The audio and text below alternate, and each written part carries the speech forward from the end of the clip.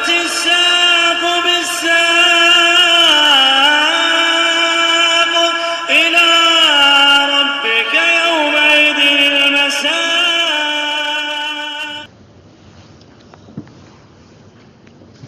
بسم الله الرحمن الرحيم. Alhamdulillah hamdan katsiran tayyiban mubarakan fihi kama yuhibbu rabbuna wa yarda. Wa asyhadu an la ilaha illallah wahdahu la syarika lahu wa asyhadu anna Muhammadan 'abduhu wa rasuluh nabiyullah wa khaliluh sallallahu alaihi wa ala alihi wa sallama tasliman mazidan la nabiyya ba'dah. Ikhwani fid din azza wa jazakumullah. Setelah kita menyelesaikan mengenai bab at-ta'arud bainal adillah, yaitu berseberangannya atau tanakut, kontradiksi antara dalil-dalil yang ada secara zahirnya, dan sudah kita jelaskan satu persatu. Nah, barakallahu fikum yang faham alhamdulillah, yang belum paham insyaallah nanti menyusul.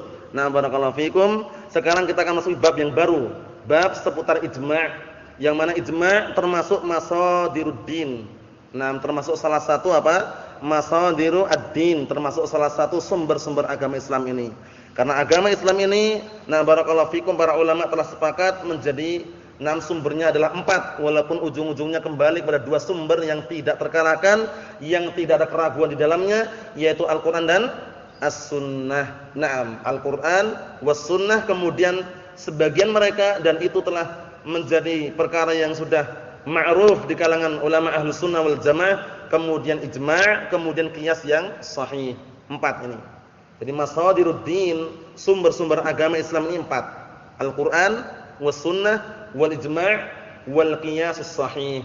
Qiyas ini harus ada lafaz qiyas sahih. Karena enggak sembarang qiyas, karena nanti qiyas yang batil, awwalu man qasa iblis. Pertama kali yang bikin qiyas yang fasid, yang batil itu iblis. Sebagaimana disebutkan oleh Imam Syangqiti rahimatullah alaih dalam kitab Mudzakirah itu, Al-Mudzakirah fi Ushul Fiqh itu ya. Nah, barakallahu fikum, bahwasanya awwalu man qasa iblis. Pertama kali yang bikin qiyas yang rusak itu iblis. Ketika disuruh sujud kepada Adam alaihissalam, dia mengatakan apa? Ana khairum minhu. Kemudian khalaqtani min narin wa khalaqtahu min tin. Bergaya iblisnya. Mengatakan aku lebih baik daripada Adam. Enggak mau sujud dia. Dia mengatakan aku lebih baik daripada Adam. Engkau menciptakan aku dari api, sedangkan engkau menciptakan Adam dari tanah. Nah, qiyas yang rusak. Iblis menganggap bahwasanya api lebih baik daripada tanah. Padahal sebaliknya. Tanah lebih baik daripada api. Karena tanah itu sifat identiknya adalah apa? Menumbuhkan tumbuh-tumbuhan, ya kan? Nam ditanamin. Tapi kalau api, sifat identik yang sangat nampak dan antum saksikan, membakar, merusak. Paham ya? Oleh karena itu qiyas yang dipakai iblis qiyas yang fasid. Dan hujjah atau sumber agama kita adalah qiyas yang sahih. Qiyas yang sahih banyak sekali contohnya di dalam Al-Qur'an maupun di dalam hadis. Nah, barakallahu fikum, mengenai qiyas yang sahih. Secara globalnya qiyas yang sahih nanti masuk dalam pembagian, ada qiyas aulawi, ada qiyas yang aks, dibalik gitu modelnya, atau lafadznya dibalik. Nah, barakallahu fikum, atau yang lainnya. Nah, kalau qiyas aulawi seperti contohnya, sekarang hamba makhluk punya pendengaran, punya penglihatan. Itu sempurna enggak? Sempurna. Terlebih-lebih lagi Allah Subhanahu wa taala lebih sempurna kalau punya pendengaran dan penglihatan. Itu kalau qiyas aulawi, lebih aula lagi gitu loh. Lebih pantas lagi gitu loh. Paham ya? Makhluk aja yang istilahnya bukan pencipta, itu kalau punya pendengaran, punya penglihatan sempurna kan? Terlebih-lebih lagi Allah Subhanahu wa taala lebih sempurna lagi. Itu qiyas aulawi. Paham ya? Nah, barakallahu fikum. Kalau qiyas aks, qiyas yang sebaliknya itu, ketika antum kita berbuat dosa, dapat apa? Berbuat kejelekan, kejahatan, mendapatkan apa? Dosa. Nah, sebaliknya ketika kita berbuat kebaikan dapat pahala. Itu namanya qiyas yang aks, lawan. Paham ya? Tapi qiyas yang batil, pertama kali yang bikin qiyas siapa tadi? Iblis laknatullah alaih. Nah, kita lihat qala al-muallifu asbahullah babul ijma', bab seputar ijma'. Ijma' itu kesepakatan. Nah, barakallahu fikum, dari kata ajma'a yujmi'u ijma'an. Naam, babul ijma'. Al-ijma'u fil lughati yutlaqu 'ala ma'nayain. Ijma' secara bahasa digunakan untuk 2 makna. Ahaduhuma al-'azm. Nah, barakallahu fikum, salah satu di antara 2 makna adalah azm, keinginan kuat. Nah, fa idza azamta fatawakkal 'ala Allah. Apabila engkau sudah punya keinginan kuat dalam sebuah perkara, tawakal kepada Allah Subhanahu wa taala. Maksudnya perkara yang baik tentunya ya. Wasani al-ittifaq. Nah, ini yang diinginkan. Makna yang kedua, ijma' itu ittifaq, kesepakatan. Ijma' para ulama berarti kesepakatan para ulama. Paham ya? Nah, al-ulama ajma'u ay ittafaqu. Paham ya? Para ulama telah ijma', telah sepakat. Paham soalnya ya? Nah, kita lihat. Misalul azm qaulu ta'ala fa'ajmi'u amrakum wa syuraka'akum. Faqaulu fa'ajmi'u amrakum yakni i'zimuhu wa'tamiduh. Nah, maksudnya bersandarlah kalian semuanya. Nah, kepada urusan kalian dan sekutu-sekutu kalian. Nah, barakallahu fikum, ini maksudnya apa? Maksudnya maknanya azm tadi. Nah, barakallahu fikum, mana azm itu istilah keinginan kuat, nah atau penyadaran yang kuat, bisa semakna dengan itu. Wal makna tsani, makna yang kedua, al-ittifaq, yaitu kesepakatan. Wa misaluhu qauluna, contohnya adalah ucapan kita, ajma'al ulama'u 'ala kadza. Para ulama telah sepakat, telah ijma', nah atas permasalahan seperti ini misalkan. Paham ya? Nah, ajma'al ulama 'ala anna. Nah, barakallahu fikum, nam shalatus subhi wajibatun misalkan. Para ulama semua sepakat ijma' bahwasanya salat subuh wajib misalkan. Berarti ijma' artinya apa? Ittifaq ya. Nah, itu yang kita inginkan, artinya ijma' adalah ittifaq, kesepakatan. Mahum? Nah, barakallahu fikum. Paham enggak? Ya, Pak. Kita lihat sini. Wala budda fil ijma' min an na'rifa mahu. Dan kita sekarang membahas masalah ijma' ini, harus kita mengetahui di dalam ijma' itu apa ijma' itu sendiri. Summa na'rifa martabatahu. Kemudian kita harus mengetahui tingkatan dan kedudukan ijma'. Fil adillah, di dalam masalah dalil-dalil. Urutan dalil maksudnya, urutannya di dalam dalil. Wa hal huwa minal adillah aula. Sekarang ijma' itu termasuk dalil atau bukan? Kan dalil Al-Qur'an dan As-Sunnah. Nah, ijma' itu sendiri dalil atau bukan, itu loh maksudnya itu. Nah, tentunya perlu rincian. Nah, barakallahu fikum, selama ijma'nya tidak menyelisih Al-Qur'an was sunnah, dalil. Paham ya? Tapi kalau ijma'nya ijma' orang sembarangan, ijma'nya orang awam semuanya ijma' sepakat rokok itu halal. Paham ya? Dianggap enggak ijma'nya? Enggak dianggap, karena nanti syarat-syarat ijma' ada. Enggak sembarang orang ijma' gitu. Oh, kita semua satu kampung ijma' sepakat judi itu enggak masalah kalau sedikit katanya. Paham ya? Itu masalah kalau sedikitnya, walaupun sebenarnya mereka suka yang banyak, istilahnya gitu ya. Itu juga enggak dianggap ijma'nya. Jadi ijma'nya enggak sembarang orang nanti. Ijma' itu sendiri ada syarat-syaratnya, siapa orang-orang yang berhak untuk melakukan ijma' ini. Paham ya? Apakah setiap orang bisa atau tidak? Walaupun secara lughah, secara bahasa bisa enggak kita ijma'? Bisa, secara bahasa kita ijma' bisa. Misalnya satu ma'had, satu markis gitu, dikumpulkan semuanya, insyaallah taala kita akan berangkat takziah jam 10. Sepakat semuanya. Ijma' enggak itu? Ijma'. Sepakat. Nah, barakallahu fikum. Tapi ijma' dalam masalah barakallahu fikum. Syariat ini ijma' yang kayak apa? Karena ijma' nanti macam-macam, ada ijma' yang dengan suara, dengan kesepakatan, dengan ucapan, ada yang ijma' tapi apa? Modelnya sukuti. Ijma' sukuti semuanya diam, semuanya enggak ada pengingkaran sama sekali dalam sebuah perbuatan tersebut. Nah, akhirnya apa? Berarti perbuatan boleh. Ijma'. Lah mana ucapannya? Sukuti. Maksudnya mereka diam semuanya itu terhadap perbuatan itu, menunjukkan sepakat terhadap perbuatan itu boleh gitu loh. Paham ya? Itu nanti ada pembahasannya tersendiri, wallahu alam disebutkan atau tidak, yang jelas di dalam kitab usul biasanya disebutkan. Paham ya? Nah, kita lihat. Jadi urut-urutannya di dalam dalil, pertama Al-Qur'an, kedua As-Sunnah, ketiga Al-Ijma', keempat apa? Al-Qiyas As-Sahih. Nah, dua yang terakhir ini, Ijma' dan Qiyas Sahih ini tidak boleh berseberangan dalil Al-Qur'an Sunnah. Paham ya? Walaupun qiyas, tapi kalau berseberangan dengan Al-Qur'an Sunnah tetap kalah. Tetap kembalinya harus kepada Al-Qur'an dan As-Sunnah. Kita lihat. Qala rahimahullah, berkata rahimahullah Al-Imam Al-Amriti rahimahullah, huwa ittifaqu kulli ahli al-'asri, ay ulama'il fiqh dun an-nukri, 'ala i'tibari hukmi amrin qad hadath, syar'an ka hurmatis salati bil hadath. Naam.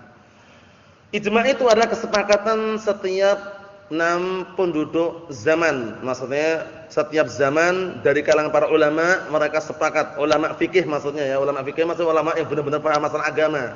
Enggak sembarangan gitu loh ya. Kalau orang-orang awam yang enggak tahu masalah agama, yang enggak dikatakan ulama. Paham ya? Enggak dikatakan ulama. Nah, dunan nukrin, tidak menyendiri.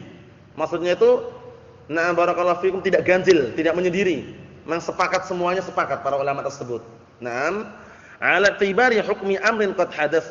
Naam, sepakat untuk apa? Untuk menganggap sebuah hukum, sebuah perkara yang telah terjadi, syar'an, secara syariat. Menganggap apa? Perkara yang terjadi itu sebagai syariat. Nah, seperti apa? Ka hurmatis sholati bil hadath.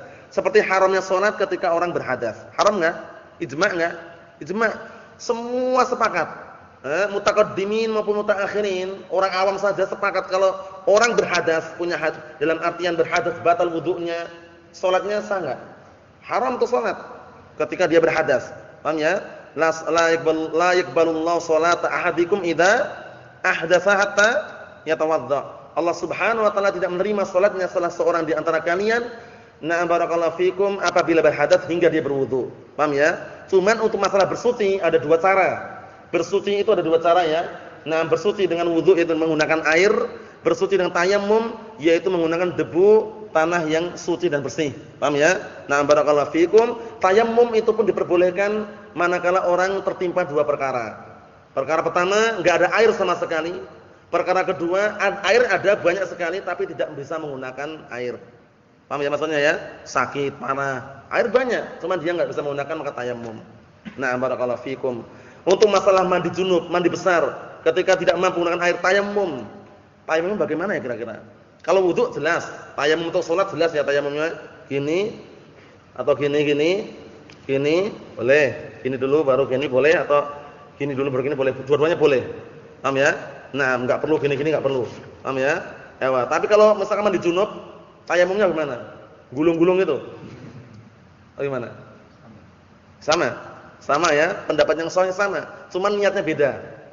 Nah, barakallahu fikum, karena sebagian para sahabat waktu itu ada salah satu sahabat ketika belum mengetahui bagaimana cara tayammum, ada yang sebagian mereka tayammumnya apa? Nah, barakallahu fikum, gulung-gulung. Ada enggak? Ada ya. Kemudian Rasulullah mengatakan innama yakfika an tadriba bi yadaika hakadha. Cukup bagimu untuk memukulkan kedua tanganmu seperti itu tuh. Di tanah atau di debu yang istilahnya tanah yang suci ya. Kemudian kalau tebal diginikan. Kalau tebal. Karena kalau tebal enggak mungkin antum ginikan kan? Diginikan atau ditiup. Setelah itu nanti bebas mau ini duluan, enggak masalah. Ini duluan enggak masalah, dua-duanya boleh. Paham ya? Enggak perlu gini-gini, enggak perlu. Paham ya? Tayammum seperti itu. Nah, kalau tayammum dengan pecahan batu bata, tayammum dengan pecahan batu bata dihancurkan. Wah, tayammum pakai itu boleh enggak? Boleh. Karena kan juga ini. Boleh enggak? Batu bata itu loh. Boleh. Batu bata itu dihancurkan, kemudian setelah itu debunya itu kita pakai untuk tayammum itu. Ya udah enggak batu bata lah, batu atau misalnya batu lah. Batako lah atau semisalnya itu. Pecahannya itu lah. Ya aslinya kembali ke tanah, yang penting tanahnya itu ya. Nah, kalau sudah diolah, sudah dimasak seperti itu, wallahu alam boleh atau tidak, yang rajih itu yang namanya debu itu debu tanah.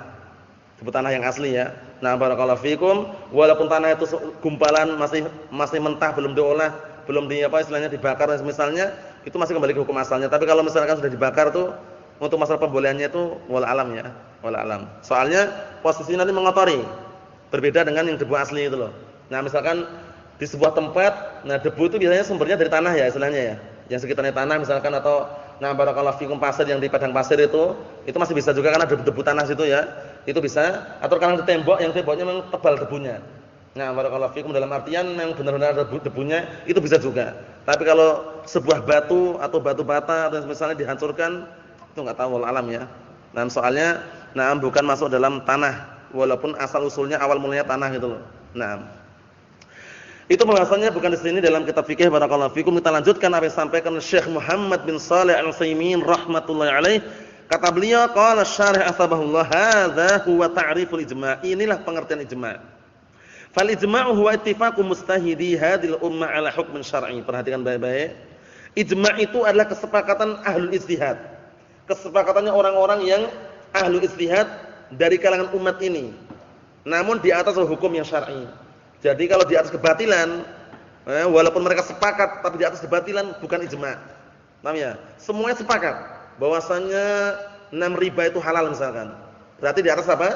Kebatilan, bukan ijma'. Enggak dianggap ijma'nya istilahnya walaupun mereka menamakan ijma'. Karena perhatikan baik-baik, ala hukmin syar'i.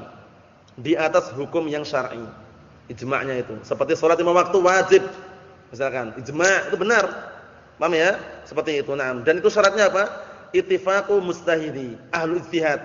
Orang-orang yang memang derajatnya, martabatnya sampai tingkatan ahlu ijtihad dari kalangan ulama, yang istilahnya barakallahu fikum hafizakumullah, mereka sudah memiliki apa? Pemahaman terhadap Al-Qur'an Sunnah. Kemudian juga sudah mampu di dalam mengumpulkan berbagai macam dalil. Untuk apa? Untuk menentukan sebuah hukum, kemudian muncullah ijtihad atau hasil ijtihadnya. Intinya enggak sembarang orang. Adapun kita-kita yang istilahnya bisa dikatakan belakangan cuma menukilkan atau semisalnya, kita hanya bisanya menukilkan ijma'. Telah dinukilkan ijma', nah itu bisanya. Kalau kita bikin ijma' sendiri, itu biasanya terhapus dengan ijma' yang terdahulu, yang lebih kuat istilahnya. Cuman kita nukilkan ijma'. Menukilkan apa? Ijma'. Nah, contohnya ajma'ul ulama ala anna as-salata barakallahu fikum fi ghairi waqtiha la yajuz misalkan. Para ulama telah sepakat ijma' bahwasanya salat tidak pada waktunya enggak boleh misalkan. Ijma'. Kita nukilkan aja. Ya enggak? Bukan kita ijma' kan, nukilkan saja. Kita lanjutkan faqauluna ittifaq kharaja bihi idza lam yakun ittifaqun. Keluar dari ucapan ittifaq kesepakatan, keluar dari situ adalah apabila tidak ada kesepakatan. Jadi semuanya terkumpulkan tapi ada yang menyelisih satu, dua misalkan. Satu atau dua, enggak dianggap ijma'. Ijma' sepakat harus semuanya. Paham ya? Di dalam ruangan, di dalam lingkupan tersebut, di dalam negeri tersebut para ulama sepakat ijma'. Enggak ada satupun yang menyelisih misalkan. Itu ijma' namanya. Kalau ada satu yang menyelisih, ana enggak setuju, enggak cocok. Enggak mau misalkan. Padahal penyelisihan tersebut menyelisih sesuatu yang benar. Barakallahu fikum, maka enggak bisa. Paham ya? Maksudnya apa? Maksudnya barakallahu fikum hafizakumullah. Bisa dikatakan penyelisihan itu enggak dianggap, penyelisihan orang tadi itu, karena menyelisih sesuatu yang benar. Apa maksudnya ya? Yang hak misalkan. Tapi kalau misalkan dia sendiri di atas al-haq, yang lainnya di atas kebatilan, ijma' yang batil tadi itu dihapuskan dengan yang satu tadi itu. Paham ya? Karena yang namanya kebenaran adalah al-haqqu ahaqqu an yuttaba'. Kebenaran itu lebih berhak untuk diikuti. Barakallahu fikum. Bahkan kebenaran itu harus lebih kita cintai daripada diri kita sendirian itu istilahnya. Seperti itu. Kita lihat, wa qauluna mujtahidi hadil ummah, ucapan kita atau ucapan kami dari kalangan ahlu ijtihad umat ini kharaja bihi ulama'u ghairiha. Keluar dari pembahasan ini atau keluar dari ucapan tersebut, ulama yang selain umat ini. Falaisu bihujjah, maka mereka bukan hujjah. Ijma'nya ulama selain ulama umat ini, misalnya ulama Bani Israil, ulama terdahulu istilahnya.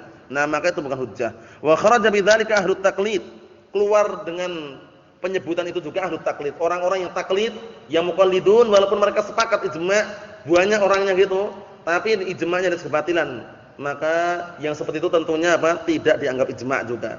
Karena al-muqallidun tentunya mereka ijma'nya di atas apa? Asabiyah, fanatik, bukan karena dibangun di atas dalil. Fa innahum la yu'adduna minal ulama' bittifaq. Karena ahlu taklid, orang-orang muqallidun itu mereka tidak dianggap sebagai ulama secara kesepakatan.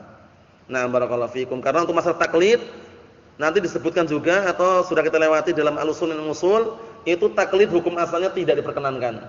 Cuman ada taklid yang diperbolehkan. Seperti taklidnya orang awam yang baru ngaji enggak tahu apa-apa. Tapi sebenarnya kalau kita perhatikan, dia taklidnya itu bukan semata-mata taklid kepada sesuatu yang batil. Paham ya? Seperti misalkan Pak, celana di bawah mata kaki haram, Pak. Tolong dipotong sampai di atas mata kaki, dipotong akhirnya sama dia. Dia enggak tahu dalilnya. Tapi yang kita sampaikan ada dalilnya enggak? Ada dalilnya. Jadi pada asalnya sebenarnya dia itu baru proses. Paham ya? Walaupun secara bahasa dikatakan taklid, karena ngikuti kita. Paham ya? Tapi kan kalau kita perhatikan, karena kita nyampaikannya dengan dalil, otomatis apa kita katakan? Dia seolah-olah khair. Karena ngikuti dalil sebenarnya. Cuman dia belum hafal dalilnya. Adapun syubhat dari kalangan ahlu bid'ah dhalal mengatakan ahlu sunnah itu dikit-dikit dalil, orang awam suruh hafal dalil, itu syubhat yang keliru. Kita enggak pernah mengharuskan orang awam hafal dalil. Orang awam harus hafal dalil itu enggak harus. Kita katakan apa? Orang awam yang kita sampaikan ada dalilnya. Paham ya? Yang kita sampaikan ada dalilnya. Perkara dia bisa menghafal alhamdulillah, belum bisa menghafal nanti menyusul dengan berjalannya waktu. Kita juga seperti itu kan? Dulu awal ngaji mungkin kita enggak belum hafal dalilnya. Lama-lama proses berjalannya waktu bisa menghafal dalil satu persatu. Seperti itu. Tapi upayakan yang diajarkan, yang disampaikan itu ada dalilnya. Paham belum nih? Yang kita ajarkan, yang kita sampaikan berupa ibadah, upayakan ada dalilnya. Itu yang paling inti. Barakallahu fikum. Perkara dia menghafal dalil menyusul. Karena orang awam baru ngaji, enggak tahu apa-apa, atau menghafal dalil pusing. Paham ya? Diajari dalil pusing dia ngafalnya. Barakallahu fikum seperti itu. Kita lihat wa qauluna 'ala hukmin syar'i. Dan ucapan kita atau ucapan kami bahwasanya ijtihad atau orang-orang yang sepakat itu adalah ahlu ijtihad dari umat ini di atas hukum yang syar'i, kharaja bihi ma law ittafaqu ala hukmin hissi atau hukmin 'adi. Naam, yaitu keluar dari pembahasan tersebut atau keluar dari ucapan hukum syar'i adalah kalau seandainya mereka sepakat di atas hukum yang hissi. Hissi itu hukum apa? Hissi itu